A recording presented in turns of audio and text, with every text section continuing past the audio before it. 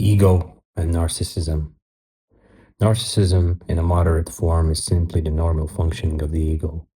We only talk about narcissistic personality disorder when it reaches an extreme level. I don't want to go into clinical details about narcissism because I'm not a psychologist. And if you're interested, you can find thousands of videos on the topic. What I want to talk about here is the ego itself. I'll mention narcissism only briefly because the two concepts are connected. Let's start with the basics. What is the ego and how does it develop? When you were born, you had no ego. You were still in oneness with everything.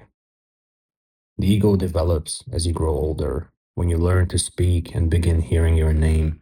Eventually, you realize that this label refers to you. At first, you talk about yourself in the third person. The baby is hungry, or Brian needs food. You don't use the word I yet. When you start using I, that's when the ego is formed.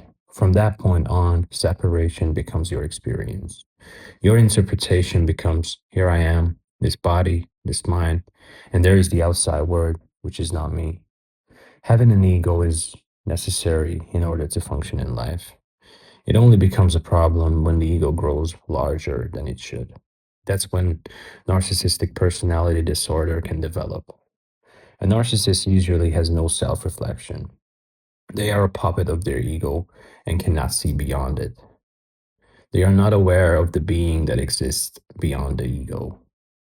A narcissist does not care about anything except themselves and fulfilling the desires of their ego by any means. They don't feel empathy, which is why they can be so brutal and so difficult to understand for a person with a normally functioning ego.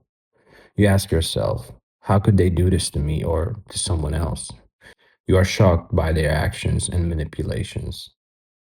The chance of a narcissist waking up to their true self is extremely small. So if you are living with a narcissist and you love them, you have to accept them as they are because they are not going to change. But if you are a person with a regular ego, then you do have a chance to wake up. The only thing you have to do is notice the activity of your ego. When you are aware of what you are doing, you are conscious. Even if you are acting from your ego, you know that you are acting from it. Attention is the key. A narcissist is not aware of what they are doing. They operate on autopilot, driven by conditioning. You cannot save them, but you can save yourself. Just be aware of everything you do, feel, or say.